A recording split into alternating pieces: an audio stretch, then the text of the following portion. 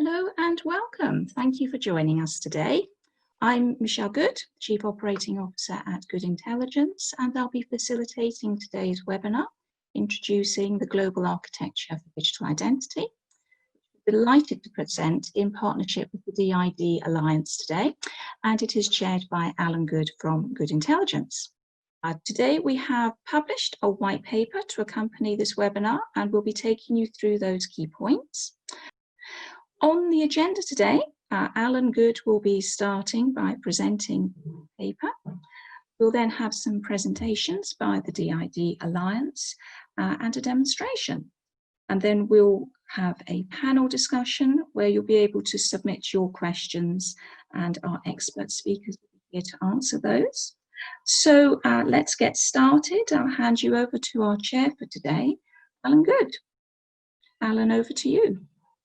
Thank you, Michelle, and welcome everybody. We are thrilled to be involved in this initiative for digital identity, and are delighted to announce the publication of a white paper today, which you can download from our website.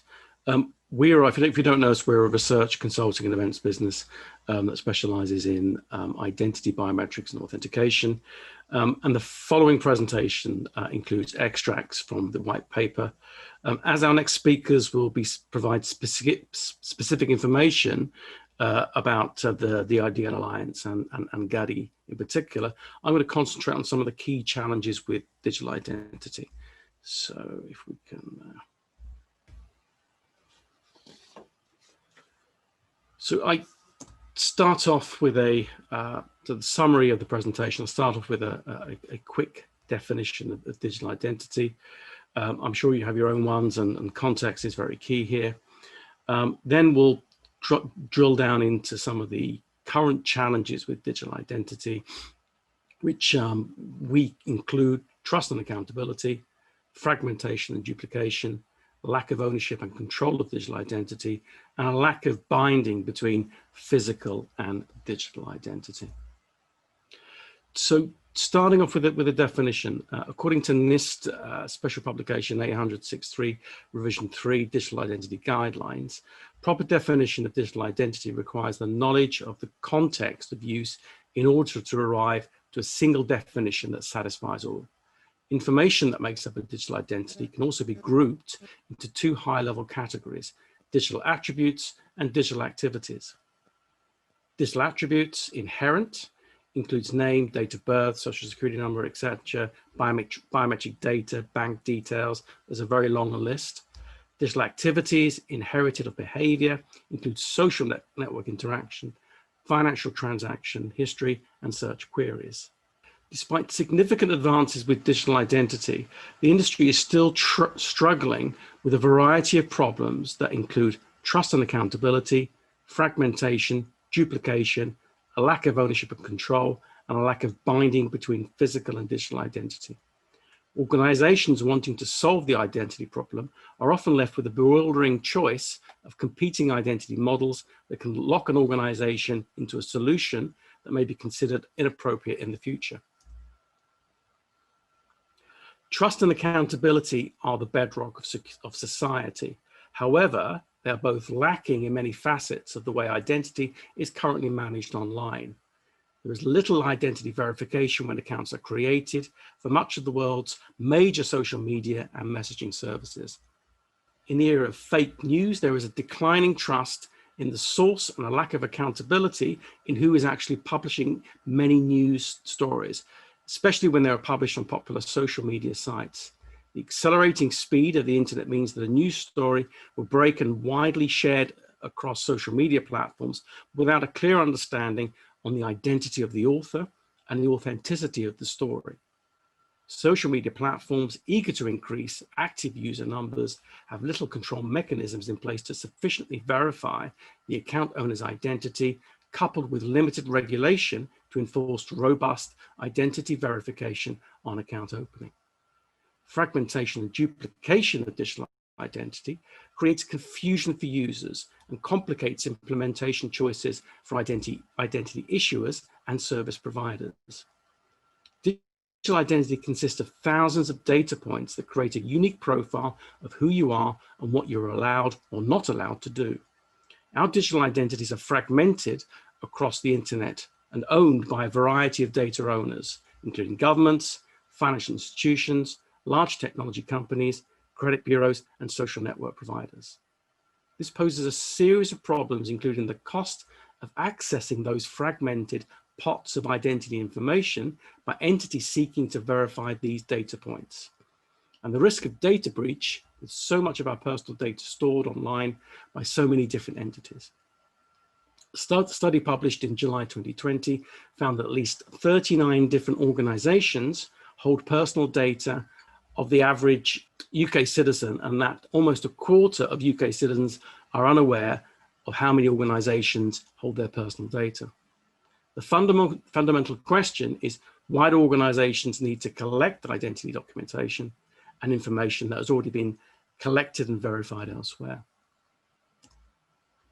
The majority of today's internet-related interactions are controlled by centralized authorities that demand users to disclose sensitive and commercially valuable personal information. This relationship is often heavily weighed in favor of the identity providers, who are often too willing to capitalize on this information at the expense of their customers' privacy. Despite the advancement of data privacy legislation, once identity information is handed over to a requesting organization, an individual loses control of it and has little control as to where that information may end up. Monetization of personal information is a common motivation for many internet companies. This unbalanced relationship leads to a significant negative cost to both the user and the identity provider.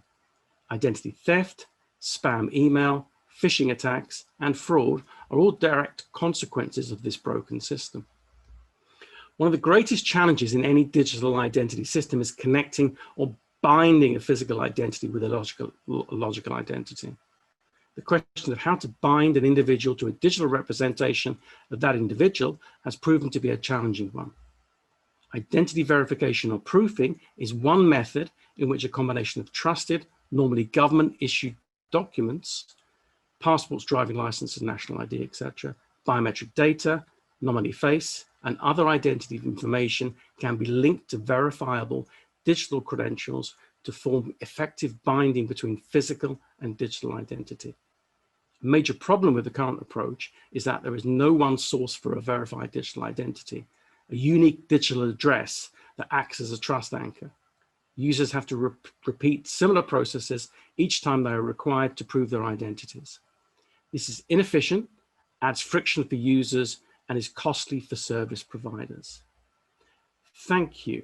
I would now like to bring members of the DID Alliance to introduce to you their vision of GADI, starting off with a short presentation from Sung-Hyun Lee. Sung-Hyun Lee is the founder and CEO of Rayon Secure and a founder of the DID Alliance. He's based in the Republic of Korea, and as a leading advocate in setting up the public key authentication system in the Republic of Korea, based on PKI and digital signature technology, Sung-Hyun Lee is recognized as the first generation leader and pioneer of the IT security field in Korea. Good morning, nice to meet you. I'm Sung-Hyun Lee. The DID Alliance was founded to enable trust-based identities for the digital world. Over the past year, many experts and companies have put their best efforts to standardize and develop the ecosystem. As a result, we have GADI, which provides a digital address to help a person manage their identity life cycle, regardless of the platform and device. I'm so pleased Alan published the GADI white paper and hold this seminar to present it today. I would like to express my special thanks to Alan for these efforts. I sincerely hope this seminar today will be of great help to all of you. Thank you. Now, I'm going to hand it over to Ramesh. Thank you to Sung-Hyun Lee for your video, and it's been a pleasure to collaborate with you on this work. So I would now like to introduce you to another founder of the DID Alliance, Ramesh Kesanapalli, who will be introducing the DID Alliance and the concepts of GADI. Ramesh is currently the CEO of Digital Trust Networks, based in Santa Clara, California, and he's also the founder of the FIDO Alliance. Obviously, you probably know that's from authentication.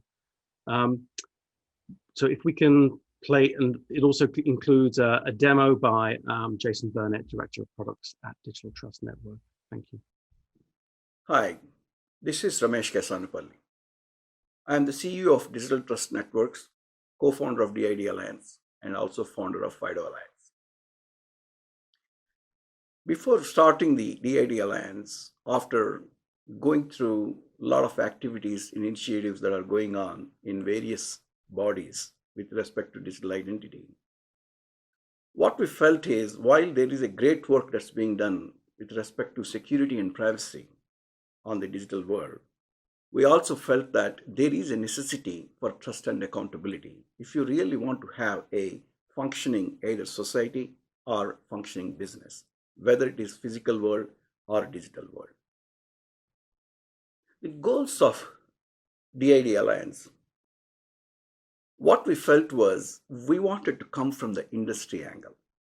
And if we really want to make sure this technologies and these new digital identity models have to be adopted, we have to come from the issuer's angle, user's angle, and service provider's angle.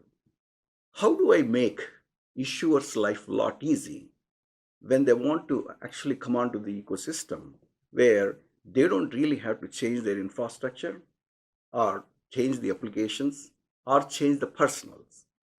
And from user standpoint, how do we make sure that user doesn't have to go through a lot of learning cycles, learning new models, and they can simply take the usual mechanisms of how they are used to on the mobile phones, just using mobile apps, and how they can come onto the ecosystem and start using that. And for the service providers, whether it is physical world or digital world, they should be able to check whatever they are being presented. They'll be able to check real time directly from the source, whether it's accurate or not. The core principles when we wanted to design this new system, we should not be holding anybody's identity or anybody's personal data. Second principle is data should remain where it belongs, that is with the issuers. They should not be spreading the data, issuing the data, and making copies somewhere else. Third principle is to make sure let's bring the issuers who actually issuing the data into the value system where each time when something is verified, they get a benefit out of that. Fourth one, we want to make sure as core principle is everybody is included in this ecosystem, whether you are technologically savvy or not technologically savvy. So as part of the DID Alliance effort, we are trying to bring the GADI architecture. GADI itself is a distributed ledger where you have unique trust anchors that are deposited by different digital address providers for different issuers and users and service providers.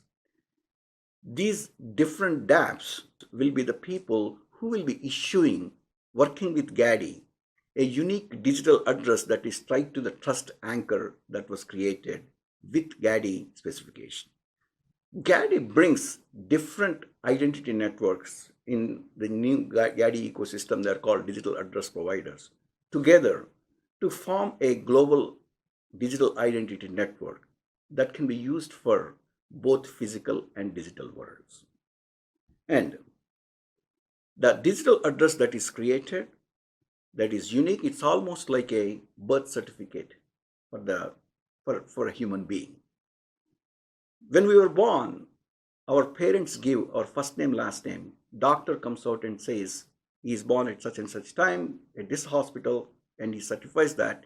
Government comes out and issues the birth certificate to that effect. And we take that birth certificate and go from there, enroll into elementary school, high school, university, employment. Anything else that we do after that is dependent on that initial trusted identity that was created by a group of trusted people. Digital address is something similar to that. One of the issuers that could be your DMV, passport office. It could be your company that you are working for, where your IT person will actually do the identity verification. It could be a bank where they already have done identity verification for you. It could be medical center. Once the digital address is created, that address is the place where you get everything that is belong to you will get delivered to you in the form of the referenceable pointers, if I may say.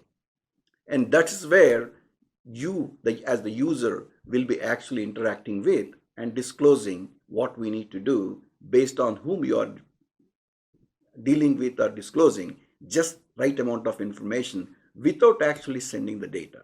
Everything is based on ZKP. So users, the service providers get an yes or no answer, and you have a solution that actually can scale at a global level. And GADI will provide cross identity system, cross geo, cross border, trustable verification without actually moving the data, without breaching any of the regulations that each country will have.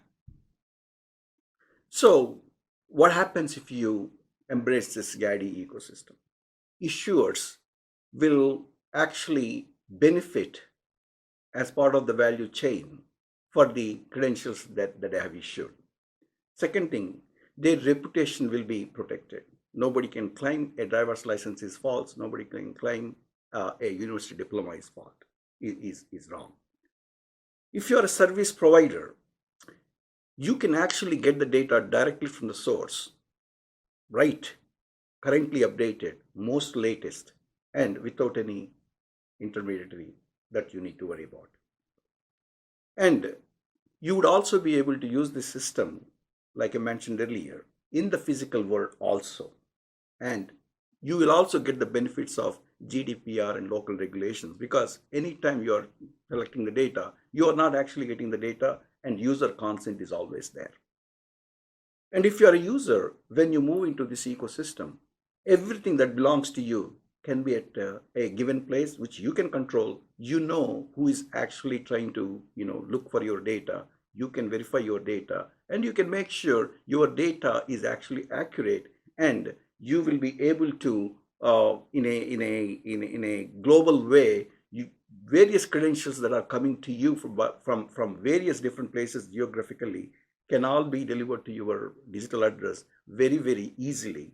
And not to mention, this could be a powerful augmentation for citizen identities that are there all over the globe. Each country is doing their own thing. You can actually augment that, and after that, this becomes the globalized network. A British citizen identity card can be checked whether it is right or not from United States, from anywhere to anywhere in the world. This is the flexibility that provides. This is the latest or greatest information that you can get linked into, and that comes from the source. This will actually, promote the trust and accountability overall at a global scale. Thank you for listening to me. And we're going to take next 2 minutes to actually show the GADI architecture working end to end with a digital address on how easy it is for everybody. Hi, my name is Jason Burnett. I'm the Director of Products for Digital Trust, and I'll be walking you through this demo today. We started with a basic customer database for an issuer like a DMV in order to show how easy it is to add creating a digital address to an existing workflow. Clicking the Create Digital Address button takes existing user data and uses it to create the digital address. The user can use their app to import the digital address, which kicks off an eKYC process on their phone in order to ensure that the user of the device is the actual subject of the digital address.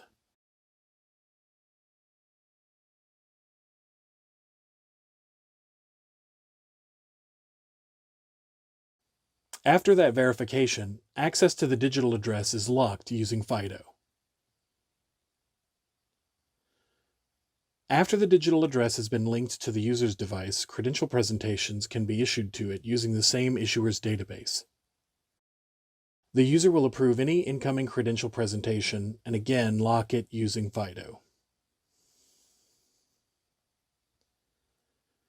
If another issuer tries to create a digital address for a user who has one, GADI prevents that type of identity collision. In that case, the issuer would be prompted to instead link the user's digital address to the account. That linking can be accomplished by QR or even by entering the mnemonic form of the user's digital address. Afterward, the newly linked issuer would be able to continue to link a variety of credential presentations to the digital address. As before, a new credential presentation must be approved by the digital address holder to be accepted or shared and is protected by FIDO. Instead of using a mobile phone, the digital address can be pushed to a FIDO-protected smart card.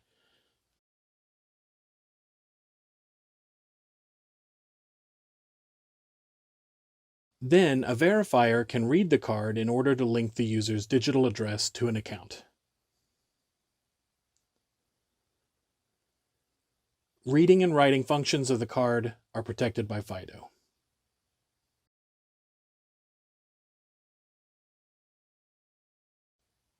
Once a user has a digital address, they're able to use it to facilitate a variety of zero-knowledge proof use cases, as well as share certain verifiable attributes based on their credential presentations. For example, in the case of booking travel, attributes like first name, last name, etc. can be verified before input without relying on user data stored in a service account. A health status, like a negative COVID test result, might be used to request special travel accommodations or even used for a return-to-work use case. Again, this is just a very brief overview of the variety of use cases which can be supported by GADI and a digital address. Thank you for your attention.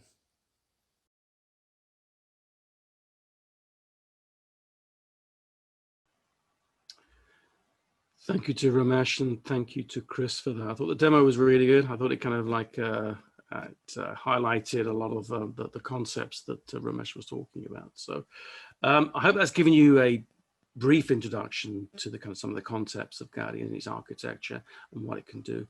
More information is available in our white paper, which is published today and available on our website. I would now like to introduce our expert panel, who will be discussing their thoughts on digital identity and more specific questions on GADI. Joining me on the panel is our previous speaker, Ramesh Kasanapauli, Abhi Babir, co-founder of the DID Alliance and Senior Security Advisor at CVS Atna, Chris Clayson, Director of Strategic Alliances at Digital Asset, Santosh Rajvadaya, Senior Director, Product Management at Jumio. Welcome to everybody. So my first question is how do I make GADI and digital address as part of my IAM strategy? So who would like to answer that one first? Yeah, I can take that. Thanks, Abhi. Yeah, that's Abhi. So my name is Abhi Babir, and I work for CVS, but for the purpose of this talk, I represent myself. So everything I say and do here is on my personal views. So identity vetting is very important with today, like the way identity vetting is done, it's still done the old-fashioned way. And if you are a consumer and you're dealing with a big company, usually you need to be vetted more than one time based on which application is vetting you. So it's really cumbersome. What's within a big enterprise, it's really important to have one common entry point where you could vet your identity once and have a relationship with the multiple services that offered by that organizations.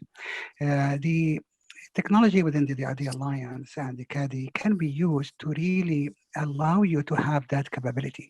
You can vet the consumer. Let's do the vetting once. Let's make sure the consumer has, like on their wallet, the proper digital address and this vetting capability that that you have done. And the consumer can assert their identity every time they come back to the organization. It solves a lot of the issues that require multiple vetting, in particular when you use strong authentication technology like FIDO. FIDO does authentication really well. It eliminates a lot of the problems with the password, but requires strong identity vetting. So you need the bootstrapping trust anchor. So, it will make your relationship with your consumer much better and much easier. A lot of the applications, even within big organization, can use backend to hook on to one application that's the idea that the GADI enabled. So you don't need to re-engineer all of your workflows. You just code the extension on the back end. So, it solved a lot of the issues that the modern and the current enterprises faces. Thank you, Abby. Anyone else? To add to what Abby mentioned, the existing identity access management systems, whether it is within an enterprise environment or a healthcare environment or a financial environment, the existing user account systems, identity access management systems they have, simply by assuming they already have done the identity proofing and they're ready to issue a digital address based on the trust, they can actually simply, include the two create a digital address and publish to digital address buttons, and simply without changing any of their existing application infrastructure, they'll be able to seamlessly move into this new ecosystem without disturbing the old ones. Thanks. So the digital address, Ramesh, it's crucial to GADI and into this framework. That's correct. So, yeah. So there can are you two provide a little bit more detail? Yeah, there are two separate things there. One is a trust anchor, other one is digital address. A digital address can be a user-friendly thing, something like ramesh.casanupalli.santa Clara. But the trust anchor is something that is initiated at the issuer based on the attributes that the user, they already know. And they simply create the trust anchor and ask the digital address provider to check if they can actually issue the digital address. Digital address provider will then check with GADI and see if this was created before or not. And if it is not created, then they will create the trust anchor. And each digital address provider will have a user-friendly, human typable mapping for a digital address. And that's what user can, that's what you saw the demo where he can type in something user-friendly that is unique to him, and he can go from there. So there is a trust anchor and there is a digital address. Trust anchor is all that is held along with the home DAP in the GADI. GADI does not hold anybody's personal information. It's just a hash of the trust anchor that was created. And that also needs to be created for when issuers come, they also have to get their trust anchor. That way, there is trust around the issuers. That's very, very key as we are bringing the network into the picture. Thanks for this. Now, as an analyst, there's a lot of initiatives in digital identity at the moment. So what makes this different from other decentralized systems? So Abby, Chris, one of you want to take, or you guys want me to take? You can start on this one. I'll jump in afterwards. Yeah. So we have actually taken a lot of the work that's done from the other digital identity efforts in the market. And we are very complimentary to them. And we actually embraced wherever possible W3C's verifiable claims formats, DID methods. We also, actually the demo that you just saw is built on Hyperledger in the Aries using DIDCOM and it's a piece of technology from Digital Asset 2 called AML. So we have taken what's there, all the great work that's done by people like Saurin, the AI Foundation, W3C, etc. But like I mentioned in the speech, we came from the angle of how do I make life easy for issuer? How do I bring him into the value chain ecosystem? How do I make users' life a lot easy? That's the angle. We completely came from the industry angle. That's how we are different, and we continue to monitor and absorb all the efforts that are working on in various bodies. we will not be going against the wind. We will try to make sure the effort that's being done, how to push it to the market quickly. That's why we are different. And the trust anchor and having this global trust is extremely, extremely critical, because there is no one entity, one country, one company that's going to dominate the entire 7 billion people's identity. There is no way it's going to happen. And to build on that, in addition to the trust anchor approach, it's really the focus on interoperability, which got me interested in this project. The interoperability of distributed identities is really aligned to what digital assets trying to do in general, which is building interconnected economic networks that's independent of the underlying infrastructure. And in order for distributed ledger really to be successful and fully unlock its potential, we also need distributed identity, because most enterprise distributed ledgers today are still using centralized identity management systems. Let me repeat this. The existing great work that's being done where people have different wallets, they can simply add this additional layer to create digital address. That makes life a lot easy, and it also makes life a lot easy for people who do not have a smartphone. Yeah. It also bootstraps your identity with a trust anchor. And, Yes. There is no, there is good effort in self-claimed identity but which is good and is part of where the industry is going. However, for some real life type situations, in particular with what COVID has showed us, all of a sudden you have to go online and you have to go trusted identity online so you can get and qualify to benefits. And you need that bootstrapping, you need a trust anchor. And, if someone like a big enterprise, that they go and they vet you, they don't want to keep vetting you over and over again, in particular in the era where we need to get rid of the password. So, getting rid of the password required changing the identity vetting ecosystem to a relation type based. Who can vouch on your behalf? Who know you?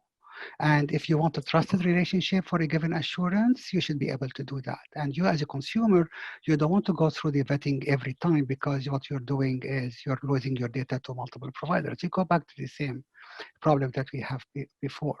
We cannot keep, even with different digital identity systems, the silo mentality is still there, because you are being always hijacked into one particular ecosystem, even if it is on a ledger, and you don't want to do that. So a lot of the benefits that come from GADI is through the cross-ledger benefits. So you're not tied to a one ledger. You can take your identity, and that digital address is accessible to you from any ledger that you use. There is no binding on, or you have to conform to the status quo.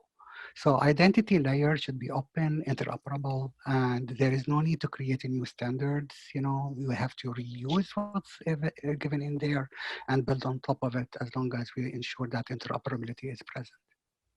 Yep, and thank you, Abby. And Alan, Ramesh and Abby kind of focused on, some of the kind of trust anchors. And I want to double click on that part, how a solid trust source is developed.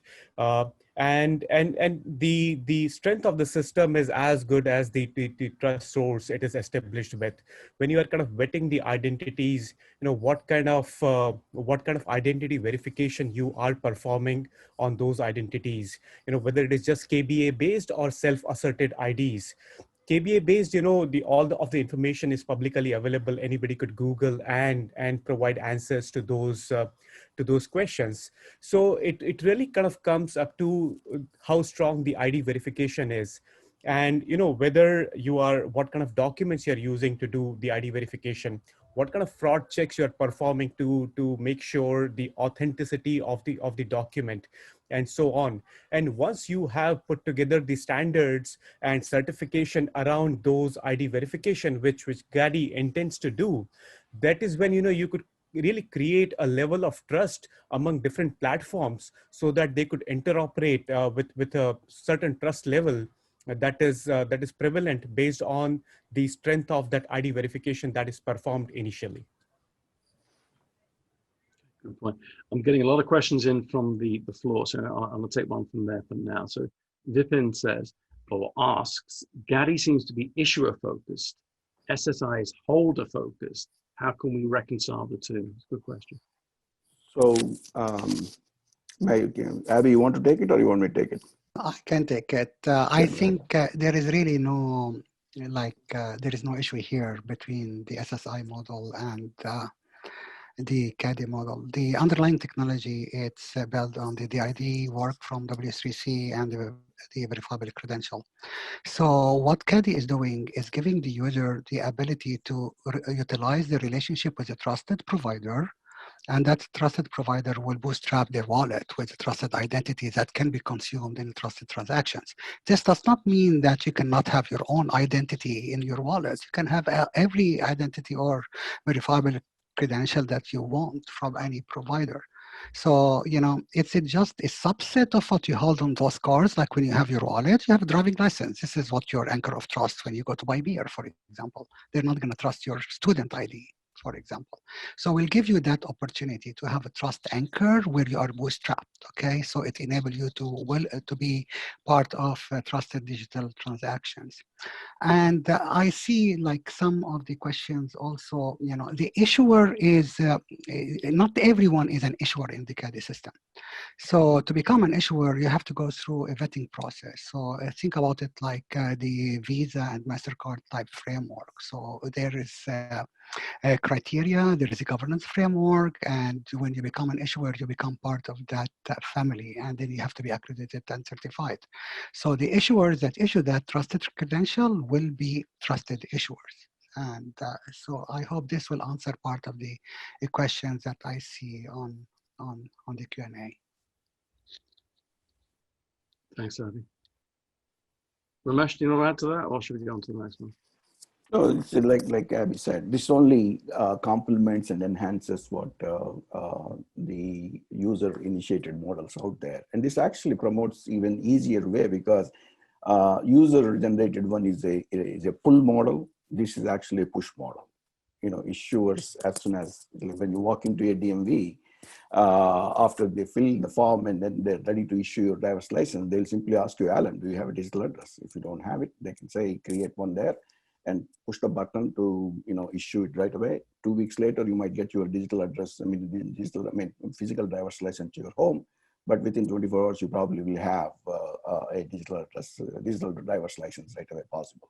So this makes life a lot easier for the existing and emerging ecosystems and makes it even more stronger. But let me remind you, I think I said in my speech 10 minutes ago, the fraud is not just limited to digital world, it's there in the physical world. When you walk into Wells Fargo Bank, when you give 2 or 3 papers which says you work for a company and there is no other than the banker just taking copies of that and filing them, they have really no way of checking if it's accurate or not. So this actually provides a mechanism where they can easily check. And again, the DApps do not hold anybody's personal data. Data is still with the issuer. DApp will only work with a ledger to make sure the credentials that are issued are actually in compliance with VC claims, W3C VC formats. And those DIDs are all things that are getting delivered to the digital address. So there is no data that's being left anywhere other than the issuer and whoever wants to verify that. So this makes whole thing, a lot more easier to embrace. Okay. And related to, you mentioned about privacy there. So Phil Rindley has got a question. He said, how does GADI protect people from privacy problems that are inherent in a universal identifier like the digital address? Will the digital address be used to correlate a person's activity across the internet and increase surveillance? No, that's not how the architecture works. The way it works is, like I said, the issuer still has the data. And DApp just has the user control through FIDO from the user. And service provider, when they want to verify something, and user is the one who's going to say, here is my digital address, you can go check it. And when the service provider wants to go check it, DApp releases the DID, and that's what then the service provider will be able to go check it directly from the DApp agent that is sitting on the issuer side. And it is the issuer who's actually sending a ZKP answer. Yeah, so Ramesh, I will add on top of what you said. So Phil, the GADI really does not care about the identity transaction. And this is where your privacy issues come into equation. We think of it as an identity resolution. Somebody attested on your identity. So the rest of your identity-based transaction is off the ledger. It's between you and the issuer. Gaddy is not aware of it. So, we are not part of the identity transaction. And we could do identity transaction, or it could be done on another ledger if you want to, but we know not to. So at the end of the day, you're doing identity resolution with an assurance level. This is Ramesh, yes, and we can prove it is Ramesh because Ramesh was able to be authenticated to the assurance level required by the provider, and then the relationship goes on. So we do have a separation between the identity resolution and the identity transaction. Thank you for that. Now I'm going to go a little bit higher level here and a bit helicopter. So the question is this a global initiative? And how will distributed identity really scale to 7+ billion users? And how does the GADI framework support this vision? I can answer first. Think of it read-write. Okay, you do one read, one write, and then read. So, once a physical address or digital address is created, this is, you need the consensus and the other stuff to make sure that the integrity of the digital address is there. But later, most of the operations on the system will be basically read type operation, and this will be faster type operations. So in short, we could scale to any number of transactions that you want. Ramesh? Yeah, this is actually right from the day one. This is architecture is expected to be for the global population, just like internet infrastructure. What we are trying to do, like I was mentioning, is bring the trust and accountability layer where, Alan, I think in your thing that your introduction you were mentioning about, there is absolutely, we have come this far to in the internet adoption and the digital adoption because we made everything account-oriented infrastructure, not identity-oriented infrastructure. That's the transition that we need to go through, and that's the transition that we are ready to make, actually, in my opinion, because all the technology pieces are existing. And dApps will be the different countries will have different dApps, and GADI itself will be is a distributed ledger, and there will be nodes in every country. And I don't see any problem in scaling, just like the internet infrastructure, how DNS routers are working and how the internet gateways are working.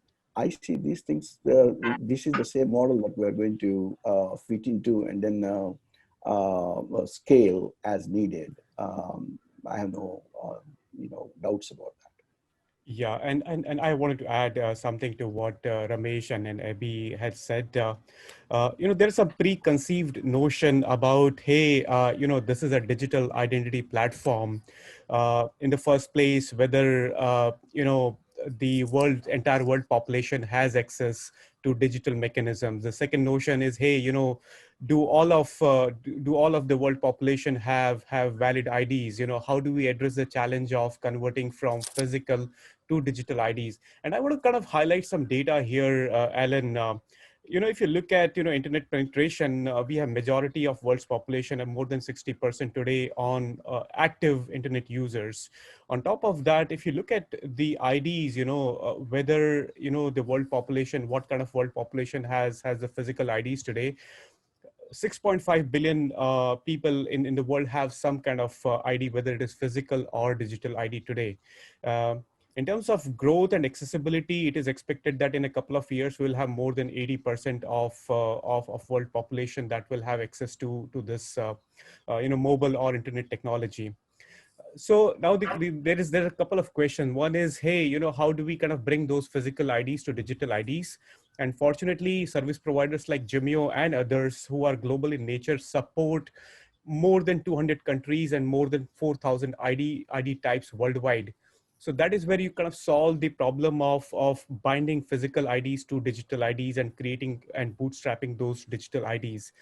And from there on, GADI is going to play a great role because variety of users are going to be on variety of identity platforms. They are not going to be on one single platform. And that is where GADI comes into the picture. That is where GADI interconnects everything. And that is where GADI enables the exchange of those newly created digital identities on a single platform, so that service providers can leverage those IDs from a variety of different identity platforms. And this is also where digital asset is coming to the table and bringing our technology, which is currently used by the largest market infrastructure providers in the world today. DAML itself scales within the single context of a ledger, but more importantly, the Canton protocol. That not only enables interoperability, but it allows us to partition data similar to the way that databases do sharding to improve performance. So from a technology standpoint, it can definitely address the scale, just like we're solving it in the financial world and other DLT use cases today. Okay, thank you. We're kind of running out of time now. We're 5 minutes from the close of this. We've got probably about 30, nearly 40 questions that we haven't answered from the floor. We apologize, but what we'll do is that we'll go through those and then we'll review them and then we'll get back to you over the coming days individually on those. So this is such an important topic, and it's great that so many attendees have joined today to learn the importance about digital identity and the role of GADI in enabling trust and accountability. The white paper is available to download from the Goode Intelligence website, as I've said.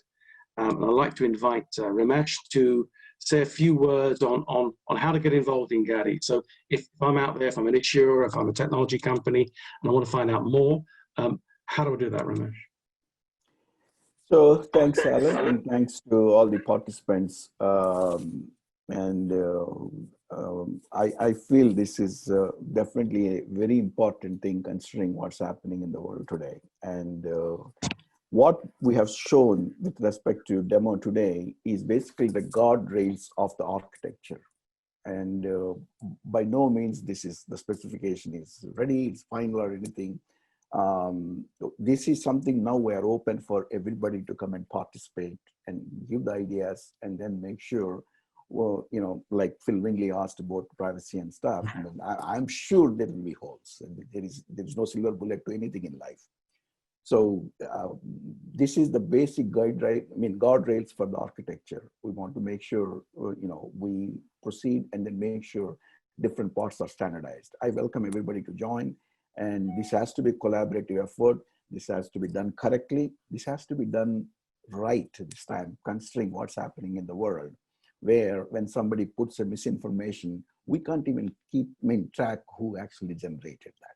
It's really pathetic place we are in right now with respect to whether we can trust what we see or not. That's a very bad place to be, So I feel this needs collaboration with a lot of people, and we are very open. We don't want to have illusion that what we are doing is absolutely right. And what we see is this is what brings the trust and accountability, both digital world and physical world. Also includes the people who are disadvantaged from having an identity that is presentable. May that be a farmer who cannot, buy a phone, or a refugee who is crossing border, or if you see the recent stimulus checks, the number of billions of dollars was sent to the people who are not even alive.